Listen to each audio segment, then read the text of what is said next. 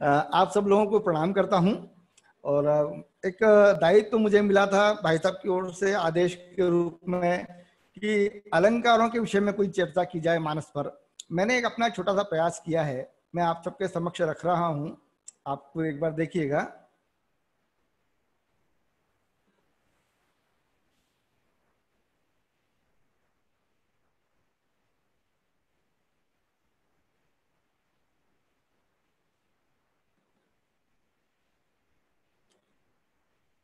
मानस में अलंकार, इस विषय पर मुझे आज आदेश हुआ है, मैं उस विषय पर बात कर रहा हूं।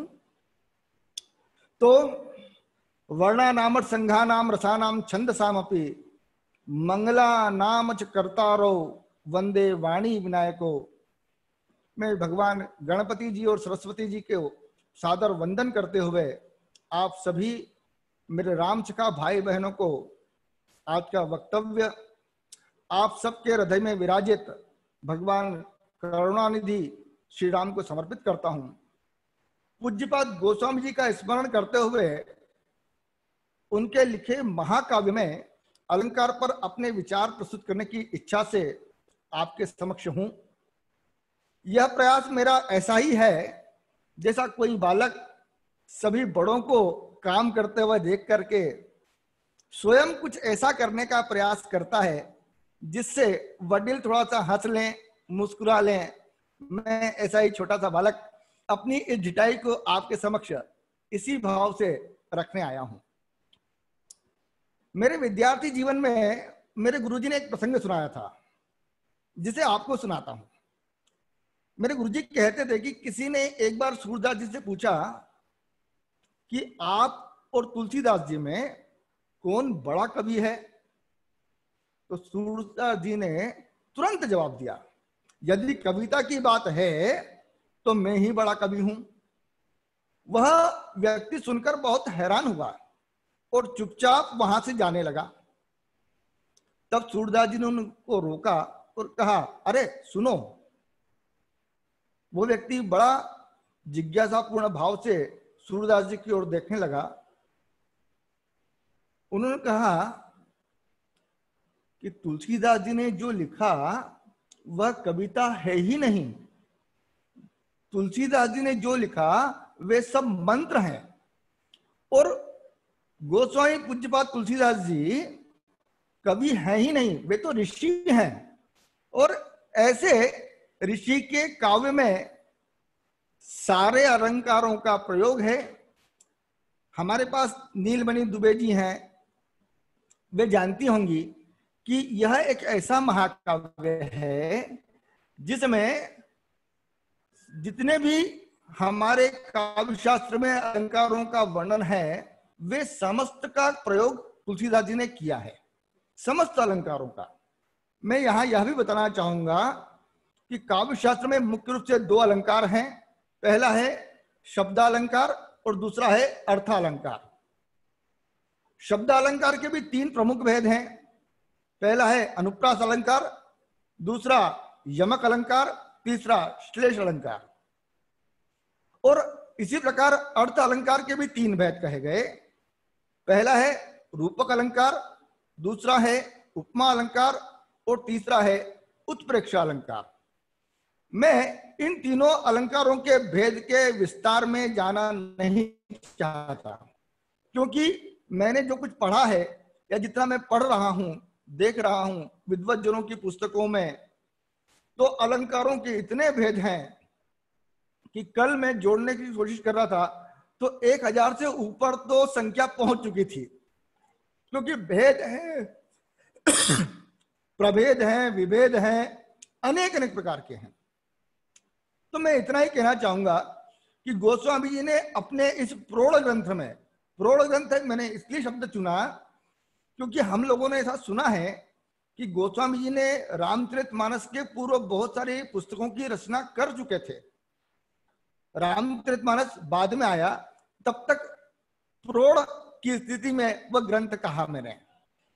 तो इस प्रोढ़ ग्रंथ में सब अलंकारों के भेदों का, प्रभेदों का, विभेदों का प्रयोग कर ऐसा चमत्कार किया जो किसी अन्य कवि की किसी एक रचना में हमारे यहाँ जितने पुराण या उसके बाद में महाकाव्य हैं, उन सब महाकाव्यों को देखने के बाद मैंने कभी किसी पुस्तक में यह नहीं पढ़ा कि इसमें समस्त अलंकारों का प्रयोग किसी एक कवि ने एक रचना में उपलब्ध करवाया हो या लिखा हो। तो गोस्वामी जी ने काव्य शास्त्र के समस्त अलंकारों का प्रयोग बहुत सुंदरता से रामचरितमानस में किया है। अलंकारों का शब्द का हम समझे तो अलंकार शब्द दो शब्दों से मिलकर बना है। दोनों ही शब्द संस्कृत के हैं। अलम मतलब शोभा, कार मतलब करने वाला, कर धातु। संस्कृत में शब्द होता है क्री धातु होती है जिससे कर बनता है, करोति, कुरुता, कुर्वंती, ऐसे शब्द हम पढ़ते हैं। तो जिसका अर्थ होता है शोभा करने वाला। अलम मतलब शोभा, कार मतलब करने वाला, शोभा करने वाला। किसकी शोभा करने वाला? तो काव्य की। अलग अलग आचार्यों का अगर मत देखूं मैं तो संस्कृत के महान जो आचार्य हुए उन्होंने अपने शब्दों में कहा शब्द और अर्थ की विचित्रता या विशिष्टता अलंकार है। एक महान मनीषी आचार्य दंडी हुए, उन्होंने कहा कि काव्य की शोभा बढ़ाने वाले धर्म या तत्व ही अलंकार हैं। हमारे आधुनिक जो हिंदी साहित्य के इतिहास को लिखने वाले हुए आचार्य रामचंद्र शुक्ल, उन्होंने बहुत सहज भाषा में कहा कि वर्णन करने की चमत्कार पूर्ण शैलियां ही अलंकार हैं। अब हम गोस्वामी तुलसीदास जी की कुछ चौपाइयों, दोहों आदि से जिनमें विद्वानों ने अलग अलग अलंकार बताए हैं या लिखे हैं, जिनको समझना तो सरल है किंतु काटना संभव नहीं। मैं ऐसी कई पुस्तकों में कई चीजें पढ़ चुका कि एक ही दोहे को एक कवि ने यह अलंकार का नाम दिया है, दूसरे कवि ने, दूसरे समीक्षक ने दूसरा अलंकार बताया है, किसी ने कोई तीसरा अलंकार बताया। मतलब दोहा एक है और अलंकार के प्रयोग तीन तीन चार चार हैं उसमें। अब यह समझ में नहीं आता है कि उसका अर्थ हम समझ लेते हैं, लेकिन अलंकारों के आधार पर जब सोचते हैं तो वह अर्थ अलग अलग हो जाता है। और इसी प्रकार हम अपने जीवन में भी देखते हैं कि एक दोहे का अर्थ एक दिन हमको कुछ और समझ में आता है, दूसरे दिन कुछ और समझ में आता है। तो हम परिस्थिति के वश उनके अर्थ को ले लेते हैं, वह कहीं ना कहीं उन अलंकारों का प्रभाव भी है। तो मैंने इसलिए शब्द कहा कि उन अलंकारों को समझना सरल है लेकिन काटना संभव नहीं होता, क्योंकि वह दोहा, वह चौपाई हम अलग अलग परिस्थिति में अलग अलग अलंकार के साथ समझते हैं तो हमको नया रूप अनुभव हम मानस का करते हैं। एक कवि ने तुलसीदास जी के अलंकारों की चर्चा करते हुए बहुत अच्छी दो लाइन कही कि शब्दार्थ रचना रुचिर अलंकार की जान, भाव भेद गुण रूपते। जैसा आपका भाव होगा, जैसा आपके मन में गुण होगा, भाव भेद गुण रूपते प्रकट होते हैं आन। हमारे भाव के अनुसार वह अलंकार प्रस्तुत हो जाता है। तो मेरे रामचका बंधुओं, मैं कोई साहित्यकार तो हूं नहीं, मैं कोई समीक्षक भी नहीं, कोई आलोचक भी नहीं हूं। मैं तो एक अबोध विद्यार्थी हूं, छोटे से स्कूल में पढ़ाने वाला। यह पढ़कर मैं हैरान हूं कि तुलसी ने मानस में शब्द अलंकार, अर्थालंकार के करीब 1000 से अधिक भेद, प्रभेद, विभेद आदि के प्रयोग किए हैं।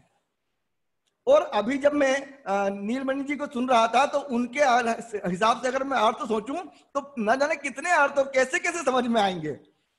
हम तुलसी को उच्च कोटि का कवि केवल इसलिए मानते हैं कि उनकी लेखनी को आज 500 वर्षों बाद भी न केवल भारत में अपितु संपूर्ण ब्रह्मांड में, संपूर्ण पृथ्वी पर हर जगह गाया जा रहा है। जबकि ऐसा नहीं है। उनकी रचना को आज भी प्रासंगिक इसलिए कहा जाता है क्योंकि वह काव्य शास्त्र के प्रत्येक मानव को पूर्ण करती है। और यदि किसी को कहीं कोई उदाहरण देना है, रस का हो, छंद का हो, अलंकार का हो, जिनका जो काव्य शास्त्र के जितने भी अंग हैं उन सब का तो मानस एक मानक है। वह पृथ्वी पर, जैसे कबीर कालिदास ने लिखा, स्थित पृथिव्या इव मानदंड, हिमालय के लिए कहा, ऐसा ही काव्य के रूप में अगर मैं मानस को रखूं तो वह भी किसी हिमालय से कम अपने आप को नहीं, वह काव्य शास्त्र की समस्त चीजों को पूरा करती है। आगे देखते हैं। अब सबसे पहले अनुप्रास अलंकार की बात करूं तो अनुप्रास अलंकार के बहुत सारे भेद हैं, प्रभेद हैं, जैसे छेका अनुप्रास, वृत्यानुप्रास वगैरह। हम ये तो भेद ही कह रहा हूं, पर इनके भी और भेद हैं अलग अलग, पर मैं उनके सबके विस्तार में नहीं जाना चाहता। और ये छंद, ये अलंकार मानस में जगह जगह बिखरा पड़ा है। आपको जब मैं इनके उदाहरण समझाऊंगा या उदाहरण के बारे में बात करूंगा तो समझ में आएगा। इसमें किसी एक अक्षर की आवृत्ति बार बार होती है। वह अक्षर आरंभ में हो सकता है, मध्य में हो सकता है, अंत में हो सकता है। मैं एक उदाहरण देता हूं और पहली चौपाई याद कीजिए। बंदौ गुरुपद पदम परागा, प प प, सुरुचि सुबास सरस अनुरागा, स स स। मतलब बहुत कम उदाहरण देने की कोशिश कर रहा हूं मैं फिर भी, परंतु अक्षर की बार बार आवृत्ति ही अनुप्रास अलंकार होता है। अमीय मूरिमय चूरन चारु, या भव श्रम शोषक तोषक तोषा, समन दुख दारिद दोषा। यदि यमक अलंकार की मैं बात करता हूं तो उसकी परिभाषा, यमक अलंकार की एक ही शब्द की आवृत्ति होती है, एक से अधिक बार होती है, उसके अर्थ लेकिन भिन्न भिन्न होते हैं। आप सबको याद होगा, आप सबने पढ़ा होगा, मैं पढ़ा तो क्या होगा, मुझ जैसे कई बच्चों को पढ़ाया होगा और कहा होगा कि कनक कनक ते सोगुनी मादकता अधिकाय। वैसा ही यह प्रयोग है कि एक ही शब्द का अलग अलग जगह अर्थ है। यहां पर मानस में कवियों का ऐसा मत है या समीक्षकों का मत है कि यमक अलंकार के प्रयोग कम मिलते हैं, क्योंकि हम जानते हैं कि गोस्वामी जी ने व्यर्थ शब्दों का प्रयोग नहीं किया और उनके पास उनका शब्द भंडार इतना बड़ा है कि उन्होंने किसी शब्द को अलग से दो बार भी प्रयोग करने का प्रयास कम ही किया है। फिर भी जैसे बहुत अच्छा लगता है मुझे ये अपने, मैं बच्चों को भी लिखाता हूं, बताता हूं कि बार बार मुनि विप्रवर कहा राम सन राम। यहां पर एक राम परशुराम है और एक राम प्रभु श्री राम है। तो राम शब्द के दोनों राम के अलग अलग अर्थ निकल जाते हैं। बोले भृगुपति सरुस हसी, तहु बंधु सम बाम, या अथवा तो हरण मोह तम दिनकर कर से, दिनकर सूर्य, कर से किरण, कर कर का अलग अलग प्रयोग है। तो इस प्रकार के, अभी जैसे हमने अस मानस मानस चख चाही, यहां मानस एक का मन है, दूसरा का अर्थ है मान सरोवर। तो इस प्रकार का प्रयोग उन्होंने अपनी रामचरितमानस में किए हैं। यमक अलंकार का एक भेद यह भी है कि यहां पर सार्थक और निरर्थक शब्दों की जोड़े से भी आते हैं। जैसे पर हम जानते हैं कि तुलसीदास जी ने निरर्थक शब्द का प्रयोग तो किया ही नहीं, कहीं एक अक्षर का प्रयोग भी किया है तो उसको भी बहुत अर्थपूर्ण तरीके से किया है। फिर भी बहुत समझ समझने के बाद में एक चीज, एक चुपाई मुझे याद आती है और मैंने लिखी भी है कि बलु प्रताप वीरता बढ़ाई, नाक पिना कहीं संग सिधाई। यहां पर नाक शब्द सार्थक है और नाक शब्द पिनाक शब्द का खंड भी है। तो कहीं कहीं कुछ कवियों ने, कुछ समीक्षकों ने यहाँ पर ये निरर्थक शब्द की बात भी कही है। मैं इस बात में बहुत ज्यादा वो नहीं जाना चाहता क्योंकि समय की अवधि है मेरे पास में और मैं चाहता हूं कि अपना काम पूरा करूं। श्लेष अलंकार, श्लेष शब्द का अर्थ होता है चिपकना।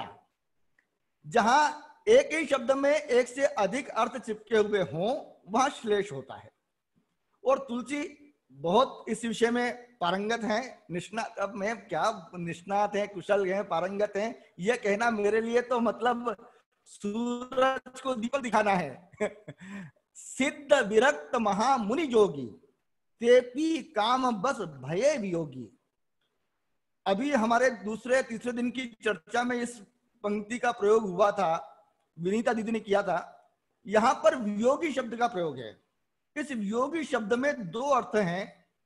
पहला अर्थ है स्त्री योगी और दूसरा अर्थ है योग रहित।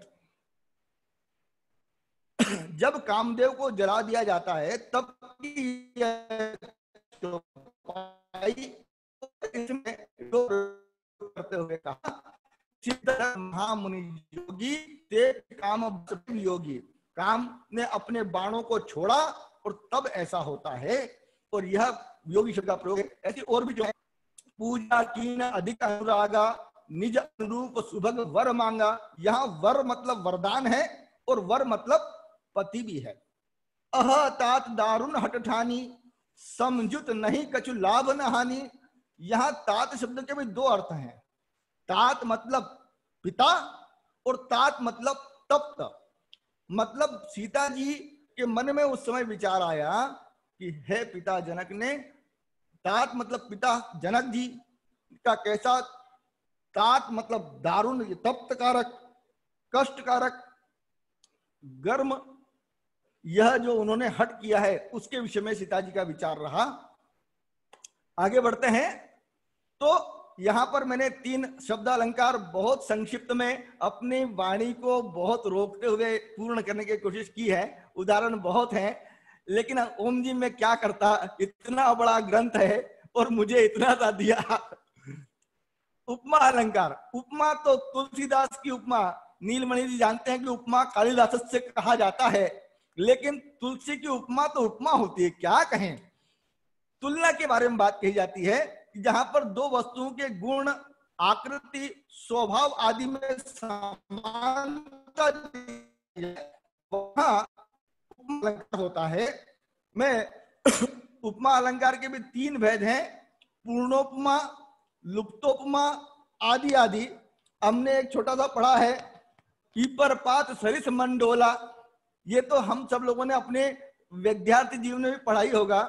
तुम सम पुरुष न मो सम नारी, यह भी शूर्पणखा की उक्ति सबको याद होगी।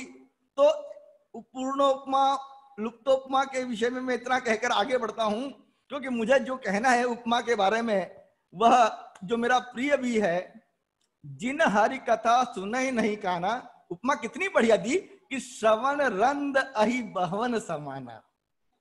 और आगे अगर समझे, मतलब एक एक उनका देखें तो वह इस प्रकार से नजर आते कि राम कथा सुरधेनु सम, सेवत सब सुख दानी, सत समाज सुर लो, सबको न सुने अस जानी। अनेक अनेक हैं। फिर भी तुलसीदास जी की उपमा के संबंध में और क्या कहूं, सभी अनुपम हैं, सटीक हैं। मैंने कालिदास को भी पढ़ा, तुलसीदास जी को भी पढ़ा।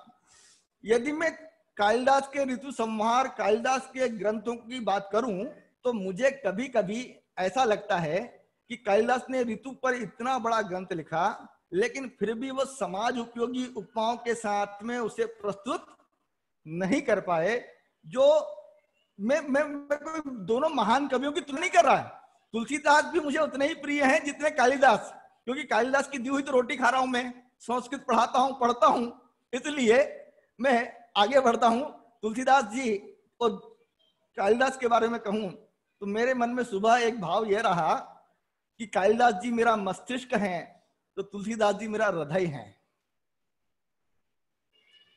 और हम जानते हैं कि हृदय काम करना बंद कर देता है ना, तो लोग गादी से नीचे उतार देते हैं और जमीन पर सुला देते हैं कि हो गया काम।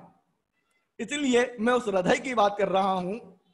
और हृदय की बात करते हुए मुझे बहुत प्रिय है तुलसीदास जी का यह ऋतु वर्णन। घन घमंड नभ गरजत घोरा, प्रियाहीन। जब हम इसके आगे जब चाहते हैं कि दामिनी दमक रही घन माही, खल के प्रीत जथा थिर नाही, बरसहि जलद भूमि निहराए, जथा नवहि बुद्ध विद्या पाए। अब मतलब सरिता जल निधि महु जोई, हो ही अचल जिम जीव हरि पाई। अनेक अनेक चीजों की अगर बात करें, बहुत अच्छा लगता है कि पंक न रेणु सोह अस धरनी, शरद ऋतु की तुलना की है कि नीति निपुण नृप कई जस करनी। उपमाएं इस प्रकार की हैं कि सरिता सर निर्मल जल सोहा, संत हृदय जस गत मद मोहा। इन उपमाओं का कहीं आज भी हम कहते हैं कि उदती अगस्त पंथ जल शोषा, जिमे लोभई शोषय संतोषा। मतलब तुलसीदास की ये उपमाएं हम कितने ज्ञान करें, जहां तहां मानस में कितना कुछ भरा है। अभी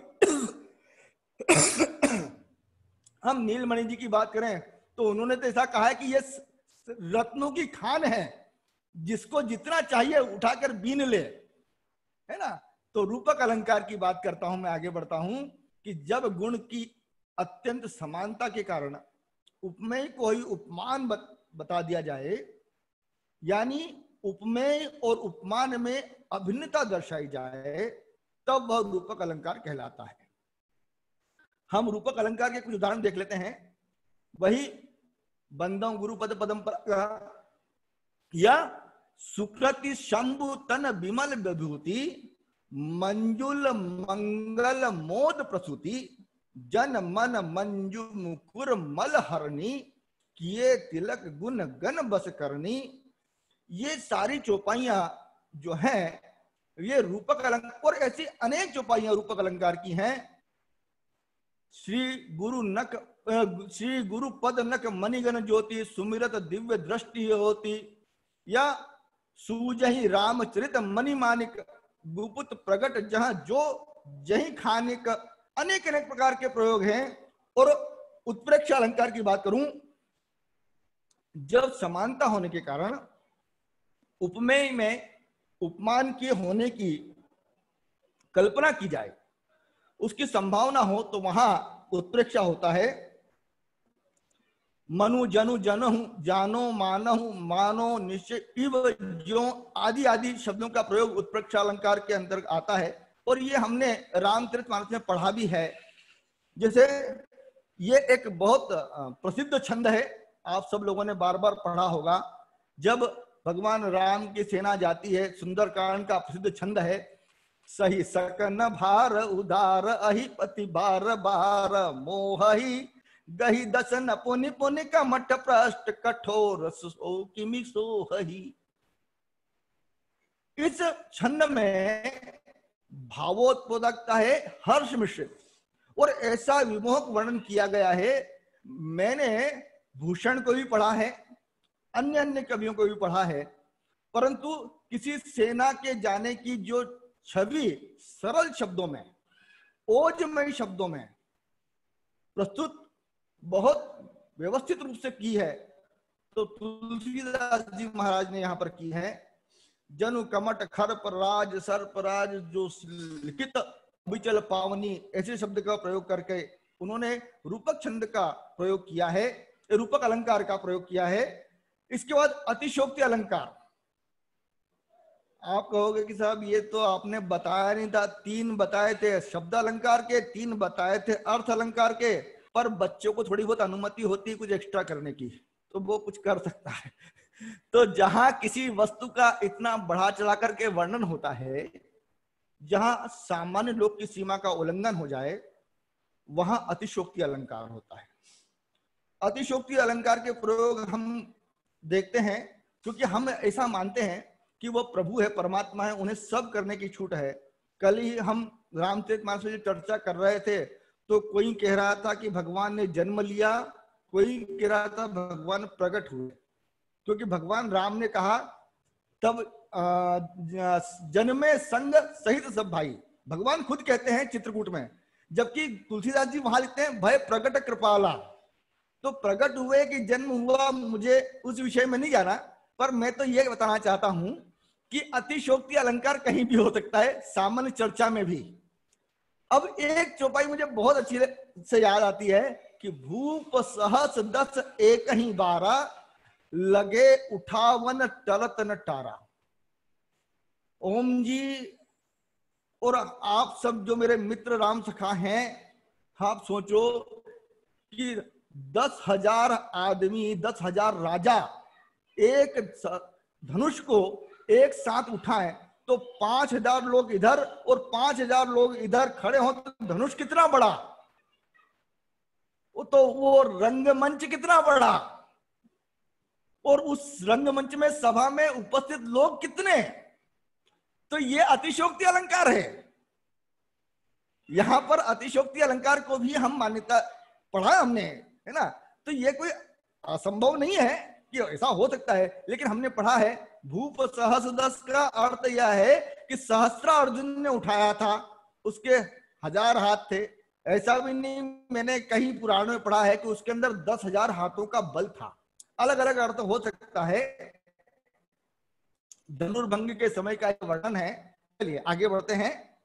अगला, ये आपको प्रसंग में याद दिला रहा हूं कि मारीच के पास रावण जाता है और रावण कहता है कि भाई चलो सीता का हमको हरण करना है। तब वे कहते हैं कि मुनि मक राखन गयऊ कुमारा।